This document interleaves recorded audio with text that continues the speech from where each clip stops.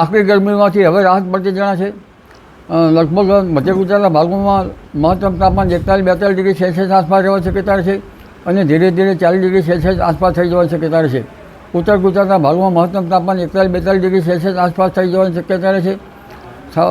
જેમાં પાટણ સભી હારીના ભાગોમાં પણ મહત્તમ તાપમાન ઘટે, સાબરકાંઠા હિંમતનગરના ભાગમાં મહત્તમ તાપમાન ઘટે, અરવલ્લીના ભાગમાં મહત્તમ તાપમાન ઘટે, પંચમહાલના ભાગમાં, પૂર્વ ગુજરાતના ભાગમાં પણ મહત્તમ તાપમાન ઘટે, મહીસાગરના ભાગમાં પણ મહત્તમ તાપમાન ઘટે અને મધ્ય ગુજરાતના ભાગોમાં તો ઘટશે પણ ધીરે ધીરે આ સઘળા ભાગોમાં લઘુત્તમ તાપમાન મહત્તમ તાપમાન 40 ડિગ્રી સેલ્સિયસ આસપાસ પણ થવાની શક્યતા રહે.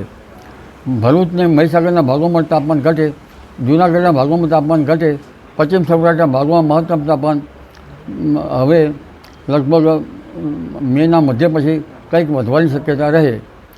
દક્ષિણ ગુજરાતના ભાગોમાં પણ હવે લગભગ દક્ષિણ ગુજરાત દરિયાઈ પવનો ફૂંકાય અને તાપમાન ઉકળાટ વધવાની શક્યતા રહે. તારીખ 6 થી 12 મેમાં પ્રી મોન્સૂન એક્ટિવિટીનો વરસાદ રાજ્યના ભાગોમાં થવાની શક્યતા રહે. તારીખ 11 થી 20 મેમાં આંધી વંટોળ થાય અને આરબ દેશોની કાળી આંધી ચડી આવે. તેમજ 23મી મે લગભગ અણધાર્યો વરસાદ થાય.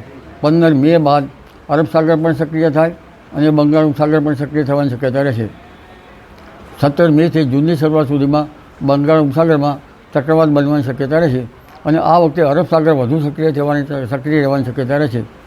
20 જૂન સુધીમાં તો અને 8 જૂન બાદ અરબ સાગર વધારે સક્રિય રહેશે અને અરબ સાગરમાં પણ ચક્રવાત થવાની શક્યતા રહે. લગભગ 28 મે સુધીમાં આંદામાન નિકોબાર ટાપુમાં ભારે વરસાદ થાય અને 28 મેથી ભારતના દક્ષિણ છેડે ચોમાસું પહોંચવાની શક્યતા રહે. 1 જૂન સુધીમાં ચોમાસું પહોંચવાની શક્યતા રહે, પરંતુ કેરળ કાંઠે ચોમાસું પહોંચવાની પુષ્ટિ તો હવામાન ખાતું જ કરી શકે. જી.